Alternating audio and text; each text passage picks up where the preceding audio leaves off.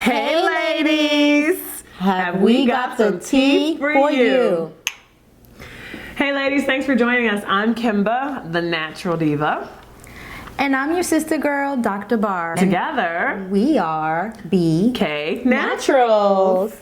Thanks for being here. Welcome to BK Naturals. This is, I don't even know what number this is in our series. 4 or 5. Check them all out. Check them all out. Check out all our videos. Subscribe, comment, link below. But make sure you check everything out. So I'm a natural diva primarily because I'm always looking for natural and alternative ways to take care of my body so that I can remain a diva and keep up my diva status. And I'm a board certified OBGYN, 15 years in practice. Hunty, do it. Yes. Delivering babies, amniotic fluid up to her elbows. Y'all listen, y'all I don't know about that. Elbows, girl, elbows. But anyway, we love you guys and we're here. This entire platform is absolutely dedicated to making sure that we can help educate and inform women about how to take care of their vaginas naturally. So, And we just have a lighthearted approach to this. Of course, we don't offer any diagnosis or anything like that, but we're just trying to educate you on how to keep things tight, right, and bright. And bright. Tight, right, and bright. I don't know if you want sunbeams coming out of your ass, but the point is, I like tight, right, and bright. Tight, right, and bright. Oh, there you go, love. Yes. So anyway, all right, so the way that we do this is we either put on focus groups across the country to ask women and men what their concerns and questions are about vaginas. Yeah, men have questions too, ladies. Don't be shy.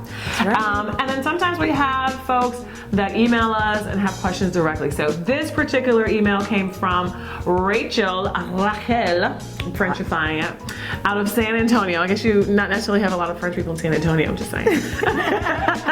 But she's out of San Antonio, Texas. Yeah. So here's what Rachel wants to know. Y'all ready? Okay, you ready, Dr. Barb? Yes. Okay, listening caps on, darlings. Okay, so Rachel says, Dear Dr. Barb and Kimba the Natural Diva. Go girl, got it right. So, pH balance is in everything I see these days. It's on commercials, it's on natural products, and I'm not really sure what that means. Can you explain, please, why pH balance is so important, what it means, and why I should even worry about it?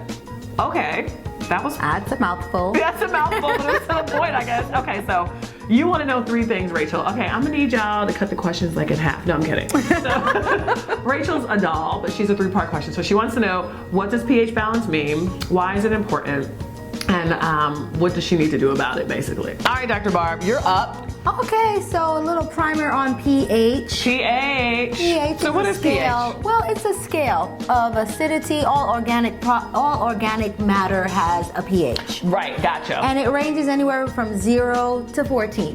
0 is super duper acidic. And 14 is highly super basic. alkaline, Right. Basic. And basic and alkaline are the same thing. Right.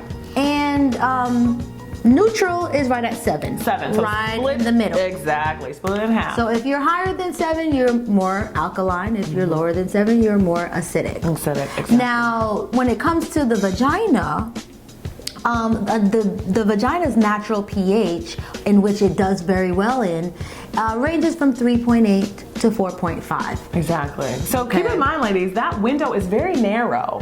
And so Dr. Barb is going to kind of break it down. It's really easy to throw that off. You've got a really narrow window to get it right, and then anything lower than that or higher than that is going to throw your whole floor off.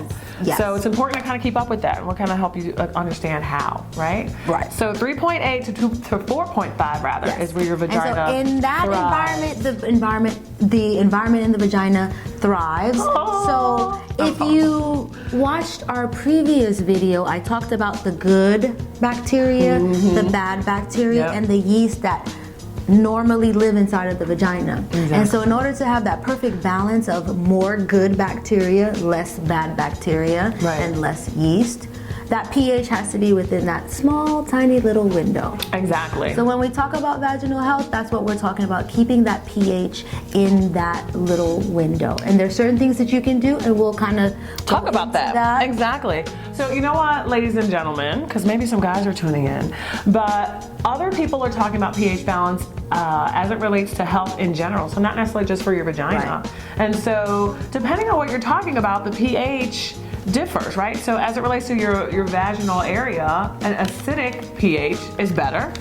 But when it comes to diseases and diseases that are thriving in your body, being more alkaline is actually better. So be careful about having that pH conversation and really understanding, right, what you're talking about. There's a fine But balance. every natural diva knows that, people always say, and they say this, old people say this, and it's kind of true, everything in moderation, which is right. So pH balance means that you need to have a natural balance of both acids and alkalines, specifically around the foods that you eat, and we'll kind of talk about that in a minute. Yeah. But again, be clear about the conversation you're having with pH, because that way you can kind of get it right, tight, and what are we saying? Bright. Oh. Ching. So as far as that 4.5, anything above 4.5 in the vagina is going to cause odor. It's going to cause irritation, maybe itching. Oh yeah. And worst case scenario, it will cause an infection. Right. So that's where we get into issues. Exactly. So again, ladies, 3.8 to 4.5, your vagina is like humming along, girl. You in your car, you rolling, you doing real good. Windows down, top down, whatever. The minute that your pH balance gets thrown off, that environment's kind of like a car wreck for your vagina. It really, it's like a hot mess. Wait a minute. Hold up. Hey, shout out to the West Coast. What up? Do your West Coast thing. Yay. So yeah, it is a hot mess, and it no longer is the right environment for the proper balance of flora, the proper balance of bacteria, and so good bacteria kind of goes down because it can't thrive in a highly alkaline situation, and the bad bacteria kind of starts coming in like Pac-Man, right? And taking over, like eating up everything, child. You don't want that. And takes over, and so that's what happens. So the minute you get out of balance, you're thrown off, right? So what are the things that can cause that vaginal pH to go above 4.5? Right. Couple of things. So our blood, the pH in our blood is 7.4. Did you know that? So it's very alkaline. It's more alkaline than what it should be in the vagina. Right, exactly. Now in your blood, you want it at that level. Right, again, bodies are better alkaline. But in the vagina, that can cause issues. Okay, gotcha. So around the time of your period, when there's a lot of blood inside the vagina, good point. That is why some women find that whenever they get their period, they get sort of an odor.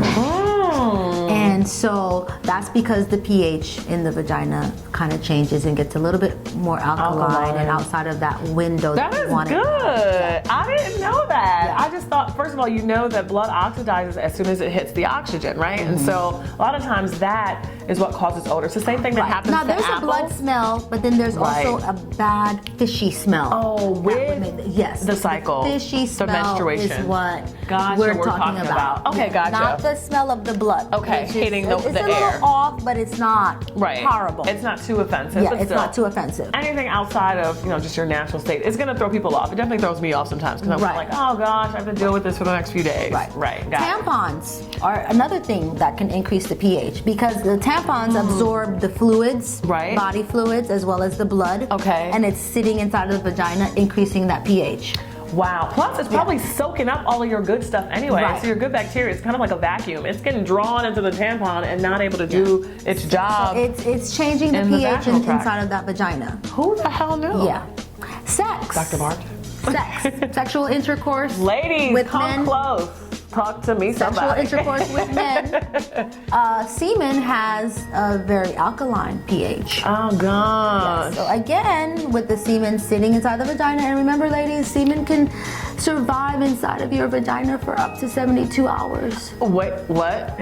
Okay, so we talked about all of that, and so I know there's something else, Dr. Barb, that you might be missing. So lastly, another cause of an increase in the vaginal pH has to do with your hormones, hormonal states. Number one would be menopause, and number two would be breastfeeding moms. So those two groups of women will find that the pH does increase in the vagina, and that will lead to some of the issues that we talked about earlier. Right, with your pH balance. The pH balance, a little bit of an odor, a little bit of irritation. Okay. And so those women are also more prone to getting bacterial vaginosis. Oh, BV, that's common, that's common. What about stress? I've heard that stress in your life can really be taxing. stress kills, right? Stress can clearly kill you people. know, that mind-body connection. Yeah, it's so important. I believe as physicians, you know, it's highly underrated. We don't think about it enough. But just the changes in your body, just as a whole. It all has to be balanced, ladies. And so, all right, I think we're good. Yeah. Very so cool. Those are the causes for increase. So what can we actually do about it? So there are foods that are actually either more acidic or more alkaline. And so there's an entire list, mostly healthy greens like broccoli and sprouted greens, and anything that's green and growing out of the ground is going to be highly alkaline. And so ingesting those foods more often not only ensures that you have, you know, a healthy vitamin and mineral intake, but also it makes sure that you have a more alkaline body pH state. Some foods that are a little bit more acidic are pretty much processed foods. You'd be surprised, Dr. Barb, ice cream, anything, you know, cereal, processed cereals, sodas, so anything bubbly, which is why we sip tea, ladies. Yes. Tea. And so take a look, Google, do your own research, but you'll find it's very easy to find a list of foods and where they fall on the pH chart. And again, the Natural Diva says it's all about balance. And so that doesn't mean you can't have ice cream, but if you're gonna have ice cream, maybe make sure you load up on an amazing kale healthy salad for lunch with, you know, a ton of alkaline foods included, so that you can kind of balance your body, right? That's why it's called pH balance. You want to remain balanced. So that's it. So the other thing too that our writer asked was about the different products that say they're pH balanced. So be careful with those, because sometimes people will make claims on products that just aren't really true. And so, Dr. Barb, the question then would be, would those products need to be the same pH as the ideal vagina pH? Right, so you want to look, and I'm not sure whether products actually list what the pH of I don't think so. You know, the actual product is, but again, you want to stay within that 3.8 to 4.5. Right. So if it's a product and it's telling you it's pH balanced, but it's a pH of 7, not good, then you know that that's not something that you really want to put inside of your body. Exactly. So at least within the vagina. Right. So that's what it means to have a pH balanced product. Right. And again, that's going to promote health, because if your vagina is not at the acidity level that it needs to be, again, it's going to cause problems. So if you do want to go that route as far as getting a product, you want to make sure that that pH is within the range, that tight range, that's going to actually help you. Exactly. And not actually harm. Because there are a lot of products marketed out there that, you know, promise you, you know, a bed of roses. Right. Hello. We have pretty beautiful roses, but these are not in our vaginas. Now we love roses, but we know that our vaginas are not supposed to smell like them. So don't look at these products that promise you to smell like strawberries and cream and peaches and cream and roses. Ladies, that is not natural. That's not natural. And if you're having to mask a scent that's offensive, something's wrong, and you might want to address that. You need to get to the bottom of it. Exactly. So not put a Band-Aid on it. Exactly. Perfumes are beautiful, but you should not be using them to mask. You should be using them to enhance. Okay? So, ladies, another segment gone, and hopefully you found this not only entertaining, but certainly educational and informative. So, until we see each other again, we'll give you our little line, right? And that's the T for your V. Bye, ladies. Bye.